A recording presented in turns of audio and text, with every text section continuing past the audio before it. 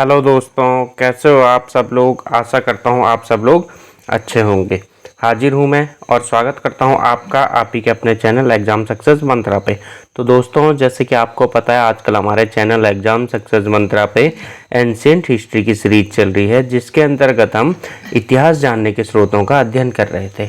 उसी कड़ी के अंतर्गत दोस्तों आज का जो हमारा टॉपिक है वो क्या है, इतिहास जानने के स्रोत, जिसके अंतर हम किसका अध्ययन करेंगे, साहित्यिक स्रोतों का अध्ययन करेंगे। किसका अध्ययन करेंगे दोस्तों, हम साहित्यिक स्रोतों का अध्ययन करेंगे। तो देखिए, अब साहित्यिक स्रोतों में जो सबसे पहला आता है, क्या आता है, ऋग्वेद आता है।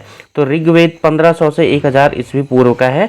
ऋग्वेद में मुख्यतः देवताओं की स्तुति मिलती है ना। तो जो आपसे पूछा जाता है कि ऋग्वेद किस काल का है, तो ऋग्वेद क्या है आपका 1500 से 1000 ईस्वी पूर्व का है। अभी हम जब आगे इसके बाद धीरे धीरे आगे चलेंगे तो हम ऋग्वैदिक काल भी पढ़ेंगे, तो वहाँ पर हम सिर्फ इन सब चीज़ों को डिटेल में देखेंगे। वैदिक काल, ऋग्वैदिक काल, तो वहाँ पर इन सब चीज़ों का अध्ययन किया जाएगा।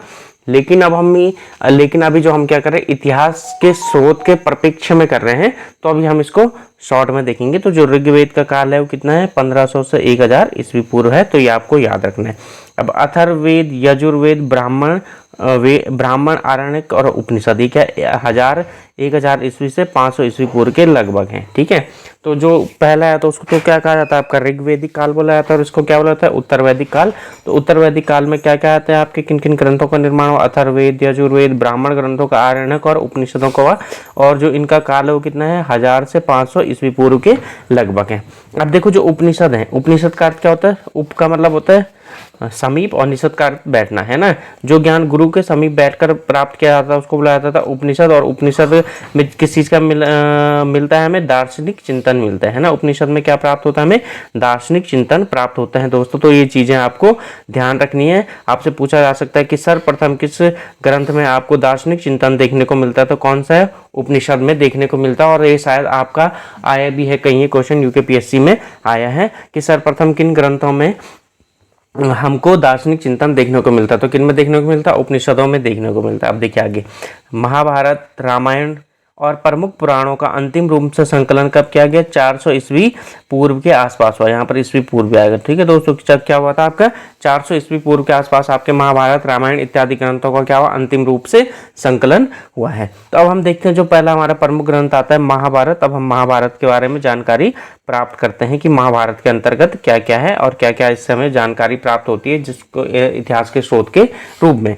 तो देखिए, इसे व्यास की कृति भी माना जाता है। या 10वीं सदी ईसा पूर्व से 4वीं सदी ईसा पूर्व तक की रचना है ना। तो जो आपका महाभारत है, इसको किसके द्वारा रचित माना जाता है, वेद व्यास के द्वारा रचित माना जाता है। और क्या माना जाता है कि जो इसमें है वो जो भारत की 10वीं ईसा सदी पूर्व से लेकर और 4वीं सदी ईसा पूर्व तक की घटनाओं का विवरण हमें महाभारत में देखने को मिलता है, ऐसा कहा जाता है।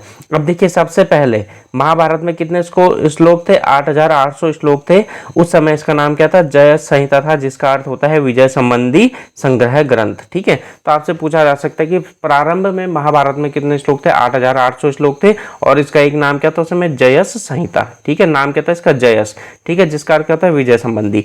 अब देखिए, शुरुआत में तो इसमें कितने श्लोक थे, 8800 थे। उस समय इसको क्या कहा जाता था, जयस संहिता कहा जाता था। उसके बाद क्या हुआ, बाद में इसमें 24,000 श्लोक हो गए और इसका नाम भारत नाम से प्रसिद्ध हुआ, क्योंकि प्राचीनतम वैदिक जन भरत के वंशजों की कथा थी। अब देखिए, जब धीरे धीरे हम आगे बढ़े तो जो ये ग्रंथ था, इसमें अन्य श्लोक भी जुड़ते गए या अन्य जानकारियां भी प्राप्त होती गई। और इस प्रकार से कुल इसमें जो श्लोक थे वो कितने हो गए, 24,000 हो गए। उस समय इसको क्या क्या कहता, भारत नाम से जाने लाने लगा।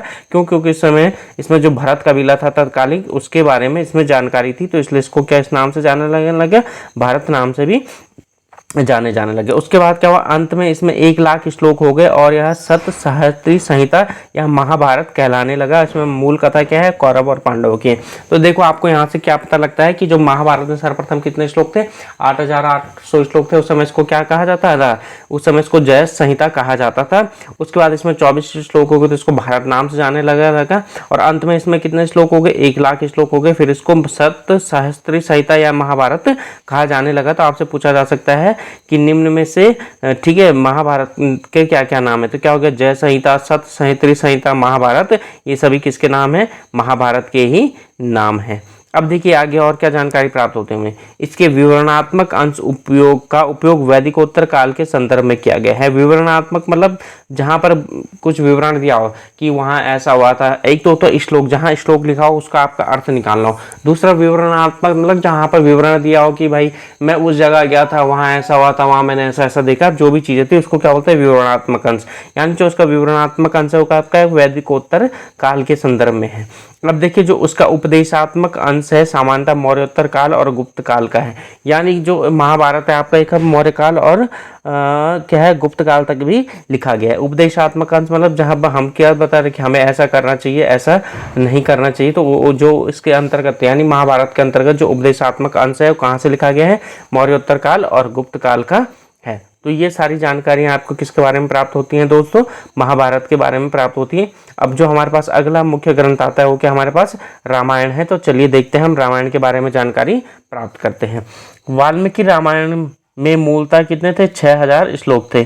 ठीक है, जो बढ़कर कितने हो गए 12000 और अंततः कितने हो गए 24000। यानी आपको पहली चीज तो यहाँ से क्या प्राप्त लगती है, जो रामायण के रचयिता है, मूल रामायण वो कौन थे, वाल्मीकि थे। इसमें शुरुआत में कितने श्लोक थे 6000, जो बाद में कितने में 12000 और फिर कितने हो गए 24, है ना। तो आप इस तरीके से 6 दूना 12, 12 दूना 24, यानी शुरुआत में 6000 थे, फिर 12000 हो गए, फिर कितने हो गए 24000 हो गए। अब देखिए इसकी रचना ईसा पूर्व 5वीं सदी से शुरू हुई और तब से यह 5 अवस्थाओं से होकर गुजर चुकी है। इसकी 5वीं अवस्था ईसा की 12वीं सदी में आई। ऐसा प्रतीत होता है कि इसकी रचना महाभारत के बाद हुई। तो क्या आपसे पूछा जा सकता है कि प्रारंभ में किसकी रचना हुई, तो प्रारंभ में महाभारत की रचना हुई, इसके बाद क्या हुई, रामायण की रचना हुई। ऐसा हमें क्या होता है, प्रतीत होता है। जो इसमें लिखे गए हैं या लेख हैं या जो तत्कालीन जानकारी हमें समाज के बारे में प्राप्त होती है उससे ऐसा प्रतीत होता है। अब देखो राजाओं द्वारा और 3 उच्च वर्णों, ठीक है, धनाढ्य पुरुषों द्वारा अनुष्ठेय सार्वजनिक यज्ञों की विधि विधान स्रोतों में है। स्रोत सूत और ग्राह्य सूत दोनों 600 से 300 ईस्वी पूर्व के लिखे गए हैं। अब देखो जो राजाओं और 3 उच्च वर्णों द्वारा, ठीक है, जो अनुष्ठान किए जाते हैं, तो उन सब अनुष्ठानों का वर्णन किसमें, स्रोत सूत्र में है और ग्राह्य सूत्र में है। किन किन में है, स्रोत सूत्र और ग्राह्य सूत्र में, है ना। तो स्रोत सूत्र में क्या, जो राजाओं और उच्च वर्णों द्वारा जो अनुष्ठान किए जाते हैं, है ना, तो किस किस में आपके स्रोत सूत्र और ग्राह्य सूत्र में है। अब अगला जो आता है हमारे पास सुलभ सूत्र से ज्यामिति और गणित का अध्ययन प्रारंभ होता है।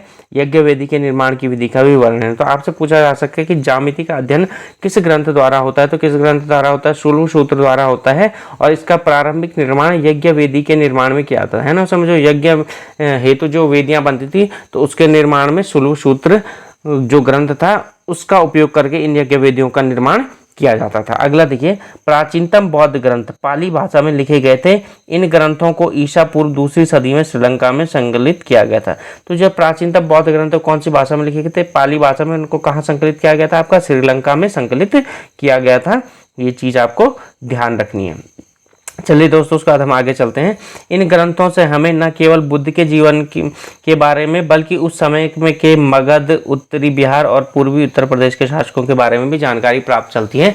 तो आपसे पूछा जा सकता है कि किन ग्रंथों द्वारा हमें मगध, उत्तरी बिहार और पूर्वी उत्तर प्रदेश के बारे में जानकारी प्राप्त होती है। तो किसके द्वारा होती है, हमें जो बौद्ध ग्रंथ है, किन ग्रंथों द्वारा, बौद्ध ग्रंथों द्वारा हमें इन सब बातों की जानकारी प्राप्त होती है।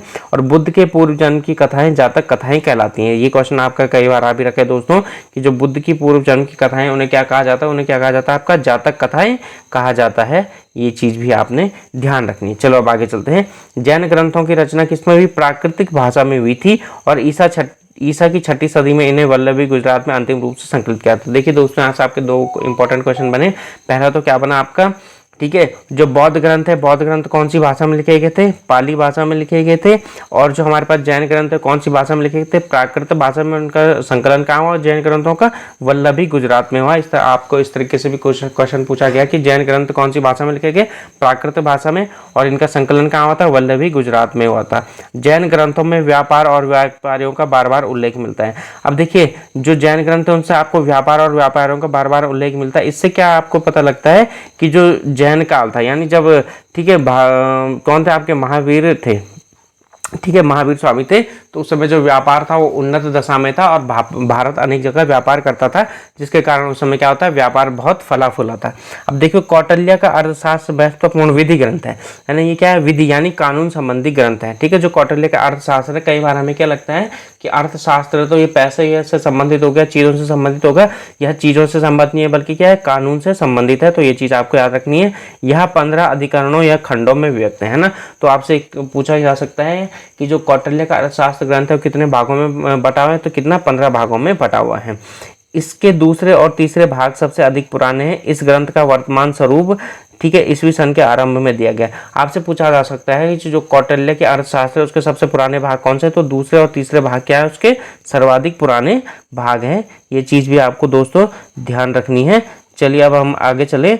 जो आज का हमारा लास्ट है, जो चीज़ हमने देखनी हो क्या है, इसके प्राचीनतम अंश मौर्यकालीन समाज और अर्थतंत्र की झलक देते। इसके किसके, अर्थशास्त्र के, है ना। जो अर्थशास्त्र के प्राचीनतम अंश, यानी प्राचीनतम अंश कौन कौन से हो गए, उसके दूसरा और तीसरा खंड है, वो मौर्यकालीन समाज की जानकारी और उस समय का जो क्या था, व्यापार व्यवस्था थी, उसके बारे में जानकारी देता है। तो आपसे पूछा जा सकता है कि किस ग्रंथ से हमें मौर्यकालीन समाज के अर्थतंत्र और समाज की जानकारी प्राप्त होती है, तो किसके द्वारा प्राप्त होती है, कौटिल्य के अर्थशास्त्र द्वारा ही हमें ये जानकारी प्राप्त होती है।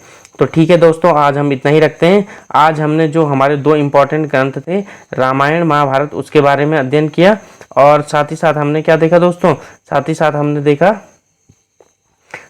हमने जो अन्य इंपॉर्टेंट ग्रंथ आए थे उनका अध्ययन भी कर लिया है। दोस्तों अब हम कल देखेंगे संगम साहित्य और जो विदेशी विवरण है ना, यानी जो विदेशी साहित्य है उसके द्वारा हमें किस प्रकार से प्राचीन भारत के बारे में जानकारी प्राप्त होती है। कल हम उनका अध्ययन करेंगे और आशा करता हूं दोस्तों मेरे द्वारा जो कंटेंट आपको दिया जा रहा है निश्चित ही आपके लिए फ़ायदेमंद होगा और निश्चित ही आपके आगामी एग्जामों में आपके ये काम आएगा। तो ठीक है दोस्तों, स्वस्थ रहिए, मस्त रहिए और हमारे चैनल एग्जाम सक्सेस मंत्रा से इसी प्रकार जुड़े रहिए।